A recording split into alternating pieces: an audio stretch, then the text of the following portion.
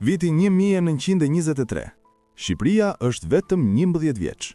Nuk ka ushtri të fortë, nuk ka para, nuk ka institucione të konsoliduara, por ka tokë të mbushur me histori 3000 vjeçare. Dhe pikërisht këtë histori po e merrnin të tjerët. Në një zyrë të vogël në Lushnjë, një mësues dhe një piktor po shkruanin një raport. Nuk e dinin se po shkruanin historinë. Kjo është historia e dosjes 215. Unë jam historiani. Nëse ju intereson historia jon, mos harroni, bëni like dhe subscribe. Fillojmë. 28 prill 1923. Ministria e Arsimit nxjerr urdhrin numër 606. Urdhri është modest në letër.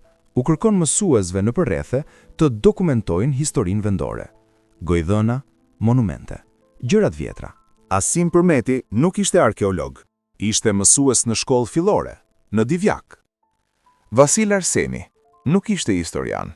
Ishte piktor kishash, njeriu që restauronte afresket e lashta të manastireve. Por bashk kishin diçka të rrallë. I njihnin këto vende, i njihnin njerëzit dhe dinin të shikonin me sy të hapur. Për javë të tëra, gjatë verës së 1923-shit, udhëtuan nëpër Lushnjë dhe Berat, me këmbë, me kal, nëpër rrugë dheu. Flisnin me pleqt, shënonin çdo gur të çuditshëm, fotografonin me sytë e tyre çdo monument. Më 20 qershor 1923-shin u ulën dhe shkruan. Raporti që dolën ishte i jashtëzakonshëm, jo sepse ishte shkruar nga ekspert, por pikrisht sepse nuk ishte. Le të fillojmë me zbulimin më të madh. Imagjinoni ishullin e Patmosit, viti 95 pas Krishtit. Deti e gje, shkëmbinj, heshtje. Një plak i moshuar, Joan Dërgimtari, dishepulli i fundit i gjallë i Jezusit, është dëbuar nga perandoria romake. I izoluar, i burgosur larg botës, dhe aty, mbi lëkurë të lëmuar pergamene, jo mbi letër, por mbi lëkurë, shkruan, fjalë pas fjale, ungjillin, zbulesën. Sipas traditës që dokumenton raporti ynë i vitit 1923, ky ungjill bëri një udhëtim të gjatë, nga ishulli grek i Patmosit deri në zemër të Shqipërisë, deri në kishën e Mitropolis në Berat, dhe aty qëndroi, për shekuj, i fshehur, i ruajtur, i harruar nga bota, por jo nga njerëzit e Beratit. Asim Përmeti e sheh, e prek dhe shkruan me dorë të dridhur fjalit që do të bëhen thirrje alarmi. Ky thesar është i paçmueshëm. Hetoni, ai kanë marrë të huajt. Ishte pyetja e duhur dhe sot e dim përgjigjen. Pjesërisht. Kodikët e Beratit konsiderohen sot ndër dokumentet më të çmuara të krishterimit ortodoks në botë. Janë në listën e UNESCO-s, ruhen në Tiranë. Por rruga e tyre ishte gjithçka tjetër veç se e qetë. Gjatë luftës së dytë botërore, u zhdukën, u gjendën sërisht. Historia e tyre e plot, ende nuk dihet gjithçka. Dy njerëz të thjesht nga Lushnja e vitit 1923, pa e ditur, kishin dokumentuar një nga thesaret më të mëdha të Shqipërisë. Divjak, kisha e Shën e Premtes. Nën themelet e një kishe të re, themele shumë më të vjetra, shtres mbi shtres, qytetrim mbi qytetrim. Por ajo që ndalon Përmetin nuk janë themelet, është diçka tjetër. Një shtyllë piramidale, e ngulur aty nga duar të huaja, shenjë arkeologëve austriak. Kishin qenë këtu, kishin gërmuar, kishin shënuar dhe kishin ikur. Me çfarë askush nuk e dinte. Kjo ishte metoda e tyre. Vinin me leje zyrtare, me firmën e qeverisë. Gërmonin lirisht. Merrnin çfarë donin. Dhe ninin vetëm shenja. Shtylla, gur të shënuar, si kujtim se kishin qenë aty. Përmeti e shikonte këtë shtyllë dhe kuptonte. Ishte shumë vonë për Shën e Premten, por ndoshta jo për gjithçka tjetër. Pa kilometra larg, në fshatin Kamnic, një gur i madh. Banorët e quanin thjesht guri i gomarit, brez pas brezi, pa e ditur pse kishte atë formë, pa e ditur kush e kishte gdhendur. Raporti sjell një hipotezë befasuese. Sipas burimeve historike të kohës, Kamnica mund të jetë vendi ku ndodhej një nga dy qytetet antike që generali romak Paul Emili i dogji, mbi 2000 vjet më parë, pas shkatrimit të mbretërisë maqedonase. Nëse kjo është e vërtet, nën fushat e Kamnicës, që sot mban emrin Gur, mund të fshihen në rrënjojat e një qyteti të tërë, rrugë, ndërtesa, jetë. Dhe Guri, ndoshta nuk është thjesht një gur me formë të çuditshme. Ndoshta është monument, shenjë, kujtim. Sot Kamnica është një fshat i vogël. Askush nuk ka gërmuar seriozisht. Guri qëndron, duke pritur. Manastiri i Ardenicës, një nga manastiret më të bukura të Shqipërisë. Shumë e njohin si vendi ku u martua Skënderbeu, por pak e din për gurin në port. Shikojeni nga afër, është pothuajse i padukshëm për ata që kalojnë pa vënë re. Skalitur në gur katror, një djep, brenda tij një foshnjë. Dhe poshtë, në greqisht të lashtë, fjalë që nuk harrohen. Si një lule me shumë aroma u duk, po shpejt perëndoi. Mbi të, 3 figura burrash, të palëvizshëm, të heshtur. Kush e la këtë gur? Kur? Pse? Një nën që humbi fëmijën e saj dhe donte të ruante kujtimin? Një murg që kuptoi se jeta është e shkurtër? Një udhëtar i largët që la shenjën e tij para se të zhdukej? Vasil Arseni, piktori, e pa këtë gur dhe e kuptoi menjëherë. Ai njihte ikonografinë e vjetër, dinte të lexonte gjuhën e gurve. Por kuptimin e plot, askush nuk e ka gjetur ende. Pyetja mbetet e hapur, e skalitur në gur, rezistente ndaj kohës. Pojani, dikur Apollonia, qyteti ku studioi Julio Cezari si i ri, qendra e filozofisë dhe kulturës ilire, një nga qytetet më të rëndësishme të botës antike. Kur Përmeti dhe Arseni mbërrin këtu, gjejnë boshllëk. Jo çdo gjë kishte shkuar, por shumë kishte ikur. Austriakët kishin punuar sistematikisht. Kishin marrë monumentet kryesore, gurët e rrugëve të lashta, gurë që kishin mbajtur këmbët e romakëve dhe ilirëve. Tashmë ndodheshin diku tjetër, në muze evropian, në koleksione private. Raporti shkruan me hidhërim të qetë. I huaj vjen me leje zyrtare, me liri të plot lëvizjeje dhe mel gjithçka. E mbush muzen e tij, dhe ne rrim me duar bosh. Por kishte edhe diçka tjetër, diçka që austriakët nuk e kishin marrë, ose ndoshta nuk e kishin gjetur. Brenda e oborrit të kishës, një pus. Jo çdo pus, por një pus 2000 vjeçar, i lidhur me sistemin e kanaleve të qytetit antik. Inxhinjeri romake e ruajtur nën tokën shqiptare. Raporti kërkon, mos e prekni, ruajeni, shteti duhet ta di. Apollonia sot është zonë arkeologjike e mbrojtur, muzeu i saj është hapur, por pyetja mbetet, sa u mor para se dikush të thoshte mjaft?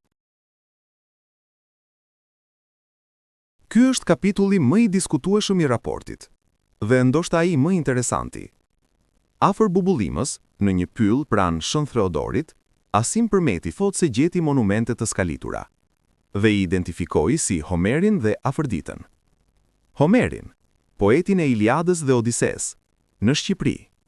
Shumë historian do ta quanin gabim, interpretimi i entuziastit lokal, dhe ndoshta kanë të drejtë. Por mendoni pak, Apollonia ishte qytet i madh, kultura greke ishte e pranishme kudo, dhe debati se ku lindi Homeri nuk është mbyllur kurrë plotësisht. Disa tradita antike e vendosin lindjen e tij në brigjet e Adriatikut. A gjeti Përmeti diçka reale, apo pa atë çfarë donte të shikonte? Nuk do ta dim kurrë, sepse askush nuk shkoi ta verifikonte. Dhe pylli i Shën Theodorit mban sekretet e tij. Mbi kodrat e Karbunarës, ngulur në shkëmb, një shtyll hekuri. Banorët e zonës tregonin gjenerat pas gjenerate. Këtu lidheshin anijet dikur. Anijet? Në kodër? Sot duket absurde. Karbunara ndodhet larg detit. Shtyllën e hekurt e ndan nga Adriatiku kilometra tokë.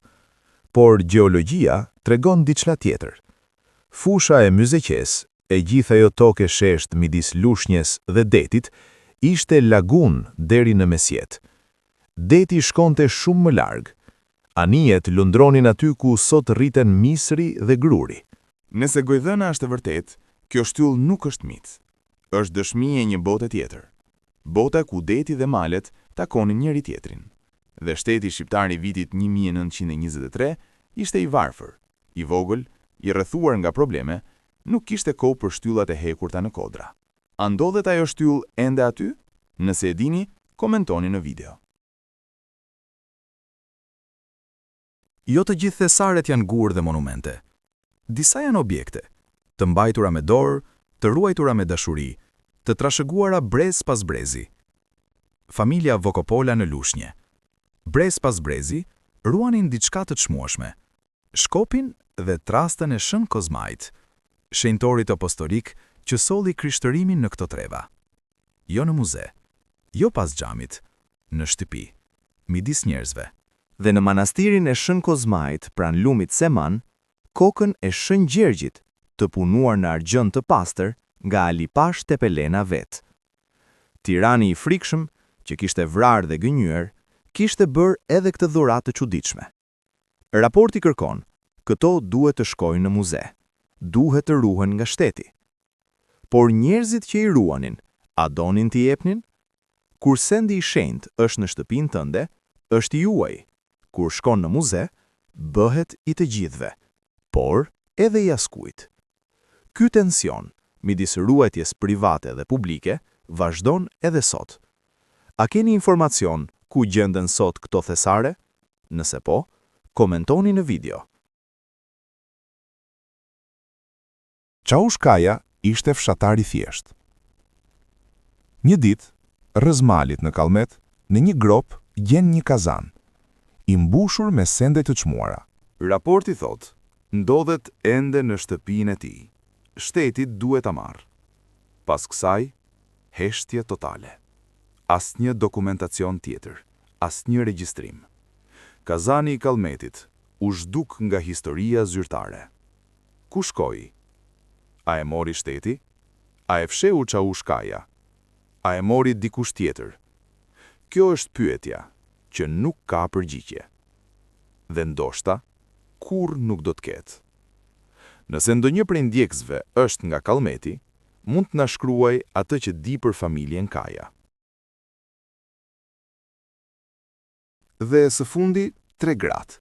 Në bubullim, një relief guri, 3 figura grash, duart e lidhura, të ngrira në gur prej shekujsh. Fshatarët i quanin 3 të bukurat e dheut. Askush nuk dinte kush i kishte gdhendur. Askush nuk dinte kur. Askush nuk dinte pse duart ishin të lidhura. Valle, rite, lidhje gjaku, por e dinin emrin. E kishin mbajtur emrin, brez pas brezi, pa e kuptuar. Kjo është ajo që bën historia gojore. E ruan atë që letra humb, e kalon atë që gurët harrojnë. 3 gratë e bubullimës, çfarëdo që t'jenë, janë ende aty, duart e lidhura, duke pritur dikë që t'i kuptoj. 6 korrik 1923. Karl Gurakuqi nënshkruan 2 letra. Njëra shkonte nën prefektura e Lushnjës. Ruajni vendet derisa të vijë eksperti. Tjetra shkonte Asim Përmeti. Falenderit, keni bërë punë të vyer. Dhe pastaj, sistemi ndalon. Organizatori i muzeut do të vijë në shtator, pastaj në 1924, pastaj ndoshta. Muzeu Kombëtar i Shqipërisë hap dyert në 1948, 25 vjet më vonë. Çfarë ndodhi në ato 25 vjet? Lufta e parë botërore sapo kishte mbaruar. Lufta e dytë po afrohej. Shqipëria kalonte krizë pas krize. Dhe thesaret, disa u ruajtën, disa u morën, disa u humbën përgjithmonë. Kodiku i Beratit, sot është në listën e UNESCO-s. Apollonia, sot është zona arkeologjike e mbrojtur. Manastiri i Ardenicës, qëndron ende. Por guri i Gomarit, shtylla e hekurt, kazani i Kallmetit, 3 gratë e bubullimës. Historia zyrtare, hesht. 2 njerëz të thjesht, një mësues dhe një piktor, shkruan një raport, jo për famë, jo për para, por sepse dinin se po ndodhte diçka e keqe dhe nuk mund të heshnin. Dosja 215 u arkivua, u pluhurua, u harrua. Derisa ne e hapëm sërisht. Nëse keni informacion për ndonjë nga vendet e përmendura, Kamnic, Bubullim, Karbunar, Kallmet, shkruani. Historia juaj gojore mund të jetë copa e fundit e enigmës. Dosja 215 mbetet e hapur.